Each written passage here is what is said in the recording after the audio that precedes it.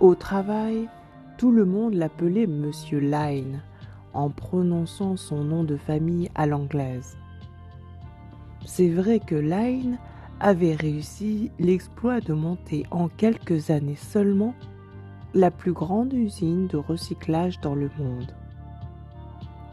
Les médisances faisaient de lui un fils à papa qui avait disposé des bonnes relations de son père, un investisseur suisse reconnu intraitable dans les affaires.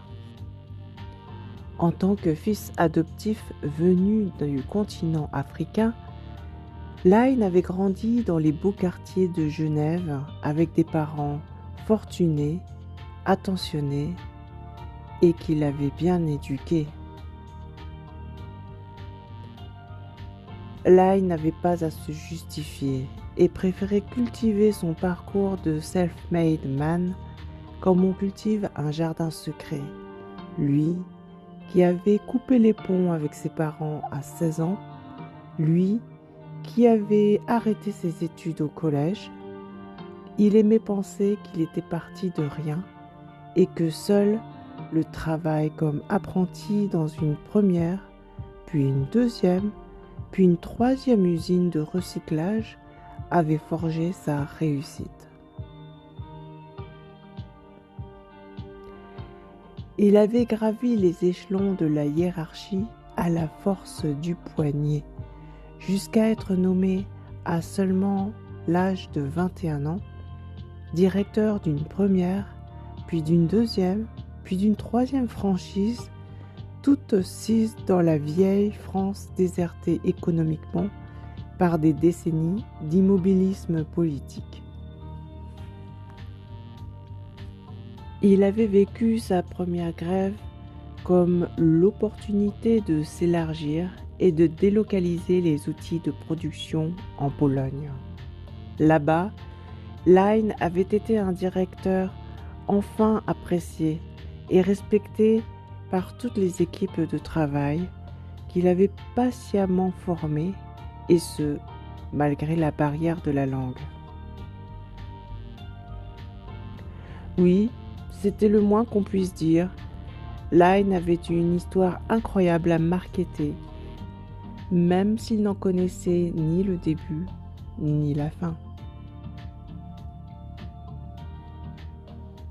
Alors pourquoi décidait-il maintenant, alors que la firme était en passe de devenir leader mondial des emballages recyclés, de revendre ses parts de marché?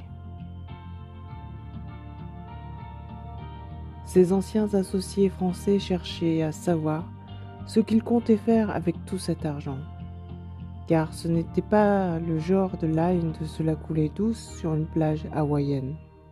Et peut-être allait-il faire une annonce au pot de départ. « Chers collaborateurs », débuta Lyne, en s'exprimant en polonais.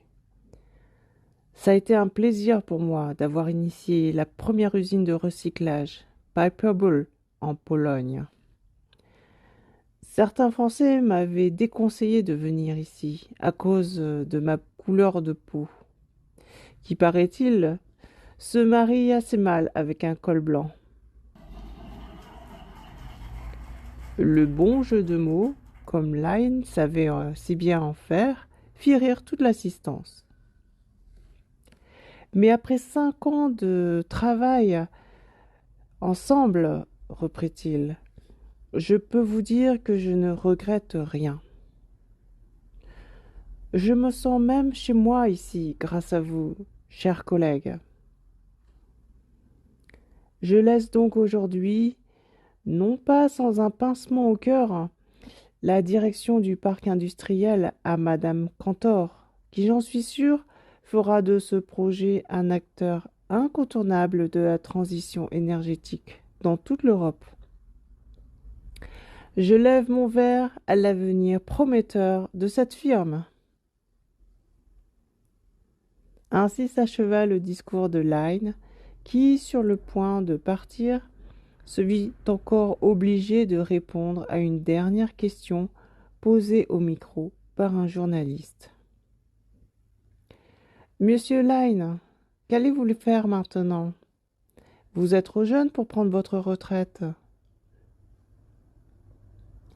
Line eut un moment d'hésitation avant de répondre. Je suis en ce moment sur un projet humanitaire en Afrique et j'aimerais plus m'y investir. Pouvez-vous nous en dire plus? Insista le journaliste. Oh, c'est pas grand-chose. J'aide au développement des populations locales, voilà tout. Line ne savait pas très bien mentir, mais ce qu'il avait répondu n'était pas si loin de la vérité. Il avait en effet ouvert une association à Addis Abeba qui permettait à des personnes adoptées comme lui de retrouver leur famille biologique grâce à des détectives privés engagés sur place. Contre toute attente, ce projet avait tout de suite pris de l'ampleur dans toute l'Afrique et pas simplement en Éthiopie. De nouvelles antennes s'ouvraient tous les mois et le personnel bénévole travaillait sans relâche. Tout marchait sur des roulettes au moment où son père l'avait contacté depuis la maison de retraite pour demander à le voir, lui et sa sœur. Le coup de fil inattendu avait eu l'effet d'une bombe dans sa tête. Monsieur Line, la maison de retraite La Source de Jouvence au téléphone. Passez-les-moi sur ma ligne privée. Vous êtes bien Justin Lynn? Oui, c'est moi, je vous écoute. Votre père voudrait vous parler. Ne quittez pas, je vous le passe. Justin! Papa? Ça va? Justin, écoute, j'ai réfléchi ces derniers temps et je me suis dit que je ne t'avais jamais félicité. De quoi tu parles, papa? Je parle de ton succès, tu sais bien.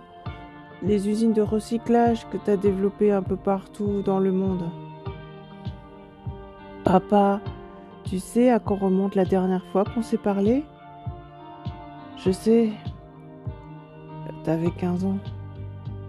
Eh ben maintenant j'en ai 53. Tu m'appelles après tout ce temps pour me parler de mon parcours professionnel? T'as raison, t'as raison. J'aurais dû commencer par là. Écoute, je regrette ce que je t'ai dit ce jour-là quand t'es parti. Tu sais, toutes ces vilaines choses qu'un père ne devrait jamais dire à ses enfants. Écoute papa, je suis très occupée là, alors si t'as encore quelque chose à dire, c'est maintenant.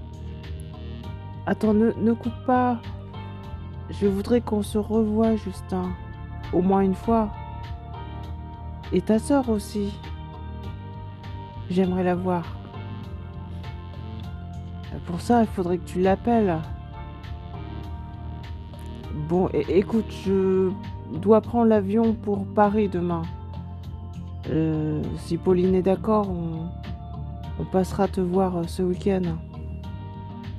Oh, merci Justin, ce serait magnifique. Et pour ta mère aussi. Ne me parle pas de maman. Tu sais, elle a la maladie d'Alzheimer. Elle ne me reconnaît même plus. Je sais. Allez, faut que je te laisse. La conversation s'arrêta net. Line composa le numéro de son secrétaire pour modifier son planning. On va annuler tous les rendez-vous de demain. Je dois partir en France. Monsieur, il y aura la délégation américaine. Vous n'avez qu'à leur dire que je dois enterrer mon père. Bien, monsieur. Toutes mes condoléances. Depuis qu'il avait entendu la voix de son père au téléphone, Line ressentait une tension en lui. Ce n'était plus la voix d'un homme qu'il avait tant redouté autrefois, mais celle d'une personne affaiblie, presque inoffensive. Pour éviter d'y penser toute la journée, Line décida de noyer son père sous un tas de travail.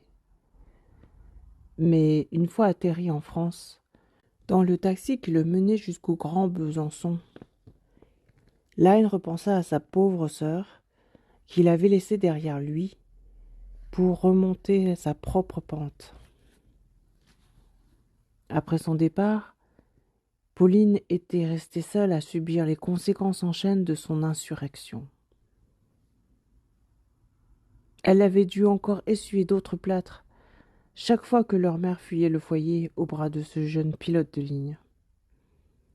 Tout ça pour se retrouver dans cet immeuble pourri, au SMIC, à élever 2 fils orphelins de père. Arrivé devant l'immeuble aux murs crasseux, Line poussa un grand souffle avant de voir apparaître une petite femme en jean, les cheveux colorés. Je ne te fais pas monter, c'est le bordel là-haut, lui avait-elle sèchement lancé en guise de bonjour. Elle s'installa au volant de la voiture. Line s'assit à l'arrière, tête baissée, comme s'il revenait d'une longue fugue. Ils prirent la route en direction de la Haute-Savoie. Durant le trajet, Pauline regardait discrètement son frère dans le rétroviseur. Il essayait de meubler le silence en parlant au téléphone, parfois en polonais, parfois en arabe.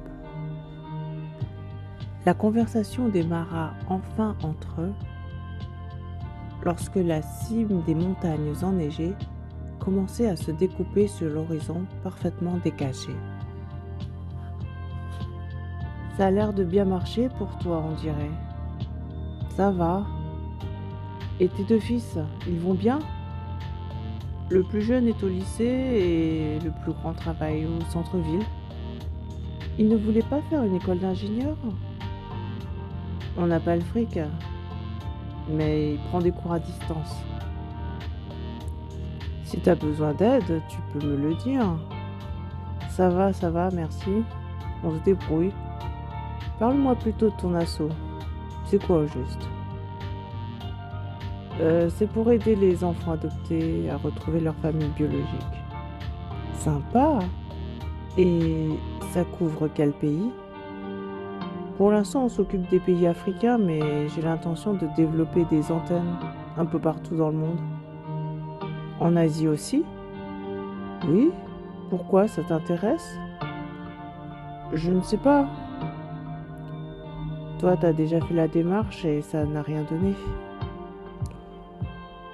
Moi, mais tu sais, il y a pas mal d'adoptés asiatiques qui retrouvent leur famille. Et on pourra bientôt faire des recherches plus poussées avec l'IA et engager plus de détectives professionnels.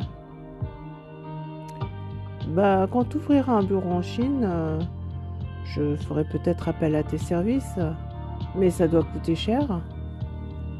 C'est gratuit, voyons. L'ONG fonctionne en économie circulaire.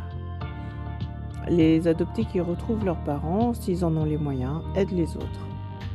En fait, ce qui nous coûte cher, ce sont les interprètes. Mais dès cette année, j'ai décidé d'investir. On est arrivé! Une fois la voiture garée devant la maison de retraite, Justin et Pauline inspectèrent les lieux quelques instants. On aurait dit qu'ils étaient arrivés aux portes du paradis.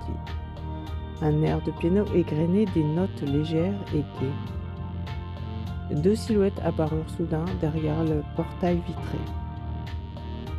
Un couple improbable se tenait devant eux, main dans la main. Une vieille femme au regard froid approchait les 100 ans. Et un homme au visage paisible, censé être leur père, paraissait presque plus jeune qu'eux. Ce paradoxe générationnel laissait Justin et Pauline sans voix.